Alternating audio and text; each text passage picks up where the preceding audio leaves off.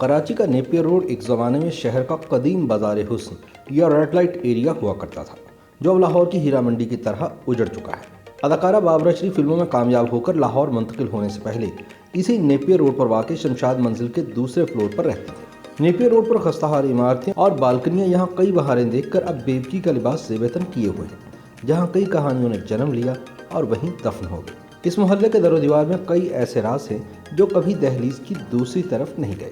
Napier road کے پرانے باسیوں کے مطابق یہاں کی مختلف عمارتوں میں معروف فلم سٹار بابرہ شریف کے علاوہ فردوس، زیبا اور نجمہ بھی رہا کرتی تھی۔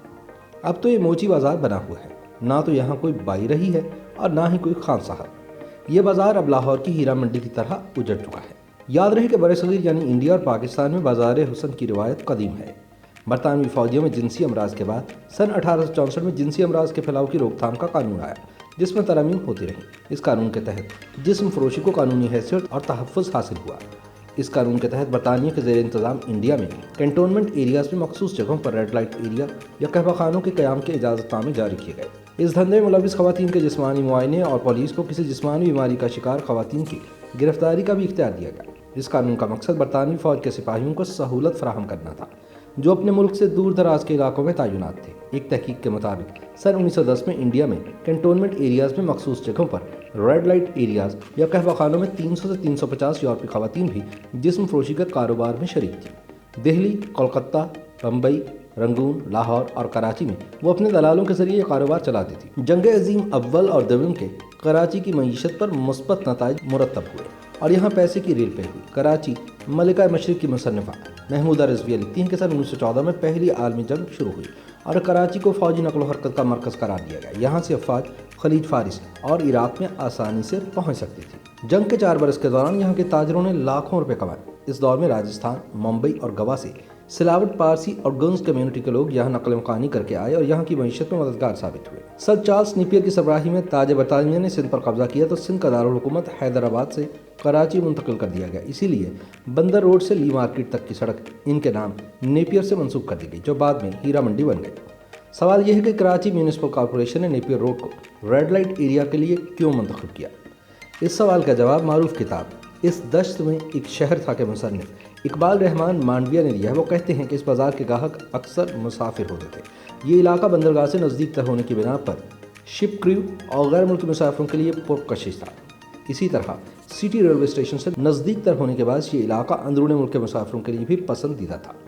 لہٰذا تمام تر قانونی تحفظ کے ساتھ یہ بازار حسن میں ہندوستان میں قدیم زمانے سے فن، آداب اور روایات کے سائے تلے پروان چڑھا، جہاں رقص اور موسیقی کی دنیا پوری آب و تاب سے قائم ہوئی اور ساتھ قہوہ خانے بھی چلے۔ قیام پاکستان کے بعد نیپیر روڈ سمیت کئی بازار حسن نومولود اسلامی ریاست کو ورثے میں ملے۔ اقبال رحمان مانڈویہ لکھتے ہیں کہ کبھی ان حسن کی منڈیوں کی سرپرستی اس دور کے نواب اور راجہ کرتے تھے، مگر قیام پاکستان کے بعد جب نوابوں اور راجاؤں کی راجدھانیاں ختم ہو گئیں تو نیپیر روڈ کا علاقہ کراچی میں بننے والی فلموں کے لیے فنکار تیار کرنے کی نرسری بن گیا۔ جب سر شام اطراف کی مارکیٹیں بند ہونے کی تیاری میں ہوتی تو یہاں زندگی میں بیداری کی لہر آتی اور بالا خانوں سے آتی گھنگروں کی چھنا چھن کا ہلکا پھلکا آغاز ہوتا اور جوں جوں چاند بلند ہوتا اس مارکیٹ کی رونق کو ایک کے بعد ایک چاند لگتا جاتا۔ کسی زمانے میں یہاں میوزک سینٹر اور گھڑیوں کی دکانیں بھی ہوا کرتی تھی۔ بازار کی خواتین کلائی پر گھڑیاں لگانا پسند کرتی تھی۔ رات 10 بجے تک پورا علاقہ روشنی کی چکا چوند سے جگمگانے لگتا۔ ہار گجرے کی دکانیں اور ہاتھ میں مالا بیچتے لڑکے سب فعال ہو جاتے۔ یہ سارا تماشا روپے پیسے سے منسلک ہوتا، لہٰذا اس بازار کی ایک روایت بڑی دلچسپ ہے۔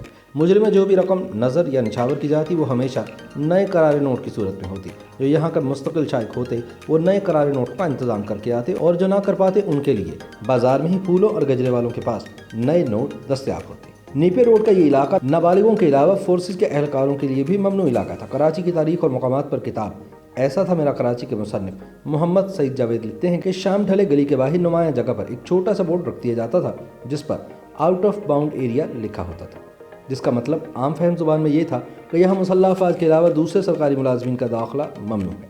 البتہ وہاں سادہ لباس میں ہر وقت پھرتے ہوئے پولیس کے اہلکار ہر آنے جانے والے پر نظر رکھتے تھے۔ پاکستان جب سن 1960 کی دہائی میں بین الاقوامی اتحادی افواج کے ساتھ سیٹو سینٹو کا رکن بنا تو ایک بار پھر غیر ملکی جنگی بیڑے اور فوجیوں نے یہاں کا رخ کیا اور یہ بازار چمک اٹھا۔ जिन दिनों केमाड़ी की बंदरगाह पर गैर मुल्की नेवी के जहाज लंगर अंदाज होते थे तो इनके मल्लाह और मुलाजिम टोलियों की सूरत में बाहर निकलते थे और वह गोली की तरह सीधे नेपियर रोड पहुंचते थे, जहां नीचे बने मैखानों में शराब और ऊपर सजे कोठों और कहवाखानों में शबाब इनको मुयस्सर होते। नेपियर रोड के एक पान शॉप के मालिक अहमद ने बताया कि यहाँ रात भर डांस की महफिल हुआ करती थी। उसने सड़क की दूसरी जानिब एक 3 मंजिला होटल की तरफ इशारा करते हुए कहा कि यहाँ भी महफिल सजती थी, सबके पास इजाज़तनामा होता, कोई गैर कानूनी अमल नहीं था। उन्होंने बताया कि जनरल ज़िया हुकूमत के बाद तब्दीली आई, पहले रात 9 से 12 बजे तक का वक्त मुकर्रर किया गया और उसके बाद ये सिलसिला ही बंद कर दिया गया, वरना 24 घंटे ये बाजार आबाद रहता था। इस दश्त में एक शहर था कि मुसन्निफ इकबाल रहमान मांडविया का ख्याल है कि यह बाजार 2 मरतबा ज़ूहाली का शिकार हुआ। वो लिखते हैं कि जब कराची की फिल्म इंडस्ट्री ख़त्म हुई तो यहाँ इंडस्ट्री से रोज़ी रोटी कमाने वाले बहुत सारे ख़ानदान लाहौर मुंतकिल हो गए। दूसरा, उस वक्त जब भुट्टो हुकूमत ने PNA की तहरीक निज़ाम मुस्तफ़ा सल्लल्लाहु अलैहि वसल्लम के दबाव में आकर मुल्क में नाइट क्लब, रेस कोर्स और जुआ खाने बंद कर दिए तो इस बाजार पर भी ज़रब पड़ी। बादशाह अपने आमराना इक़्तिदार को तूल देने के लिए इस्लाम का नाम इस्तेमाल करने वाले जनरल ज़ियाउल हक ने इस बाज़ार पर ऐसी पाबंदियाँ लगाईं और यहाँ आने वाले को पुलिस ने इतना हिरासा किया कि यह बाज़ार भी लाहौर के बाज़ार हुस्न की तरह उजड़ गया। कहते हैं कि नेपियर रोड का आखिरी स्कैंडल सन 2000 में सामने आया था, जब फाखरा नामी एक लड़की पर तेजाब फेंका गया।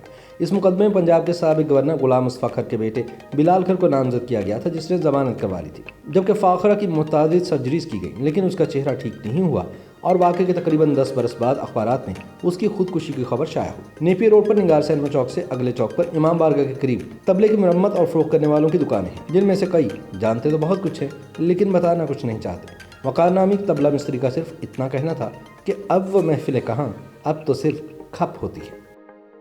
YouTube पर गूगली न्यूज देखने के लिए youtube.com की सर्च बार में गूगली न्यूज TV टाइप करें। गूगली न्यूज के पेज पर सुर्ख रंग के सब्सक्रिप्शन वाले बटन पर क्लिक करना ना भूलिए। YouTube पेज पर अपलोड होने वाली वीडियोस से बाखबर रहने के लिए बेल आइकन पर क्लिक कीजिए। आपको हर नई वीडियो के बारे में नोटिफिकेशन मौसूल हो जाएगा।